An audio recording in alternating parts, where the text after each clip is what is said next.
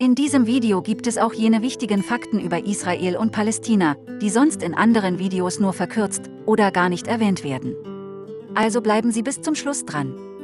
Wenn wir heute von Palästinenser sprechen, dann sind das die biblischen Philister, die wie die Israeliten genauso in den heiligen Schriften der Juden, der Christen und der Muslime erwähnt werden und auch von Historikern bestätigt wurden.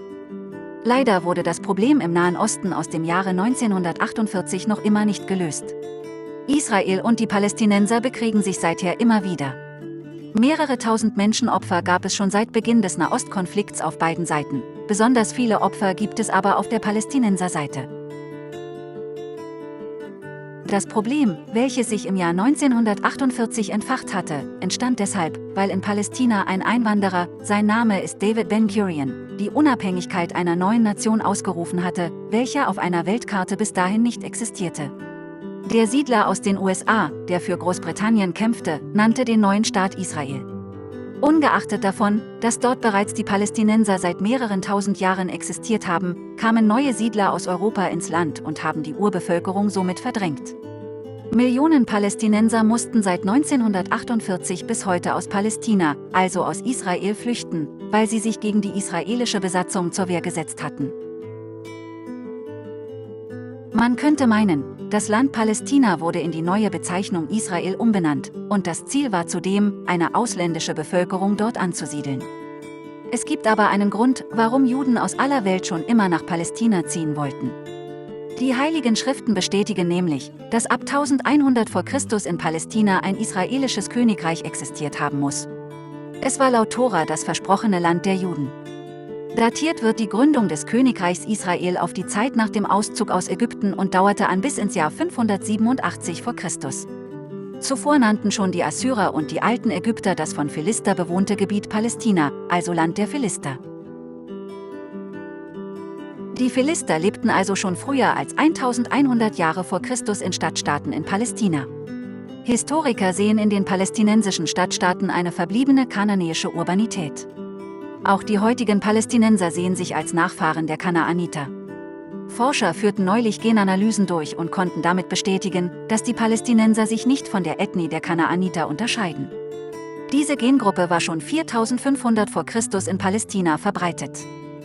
Es wird angenommen, dass die Vorfahren der Palästinenser ausgehend vom Kaukasus nach Anatolien wanderten und als Seefahrer von den Ägäischen Inseln kommend, zunächst Kanaan und später daraus Palästina gründeten. Um das Jahr 70 nach Christus wurde im römisch kontrollierten Judäa der jüdische Tempel durch die Römer zerstört. Die römische Provinz Palästina bekam wieder seinen Namen zurück. Selbst als Provinz im Osmanischen Türkenreich lebten Juden und Muslime ab 691 nach Christus im Gebiet Palästina in Frieden zusammen. Erste Unruhen für Palästinenser begannen in der Kolonialzeit ab 1922, als die Besatzungsmacht Großbritannien vermehrt Land an jüdische Siedler aus dem Ausland verkauft hatten.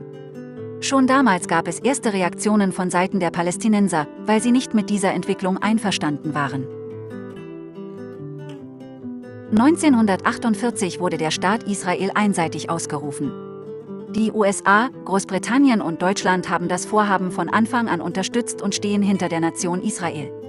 Bereits beim ersten zionistischen Weltkongress im Jahr 1897 in Basel wurde dieses Ziel festgelegt. Die Palästinenser und alle übrigen über 50 muslimischen Staaten können Israel jedoch nicht anerkennen und erklären die Israelis als Besatzer von Palästina. Auch der Teilungsplan der UNO von 1947 wurde von den arabischen Staaten damals abgelehnt, weil sie es als illegal ansahen, dass über die Hälfte von Palästina an fremde Siedler abgegeben werden sollte. Das lehnten die Palästinenser von Anfang an ab. Im Befreiungskampf verloren die Palästinenser immer mehr Gebiete an Israel.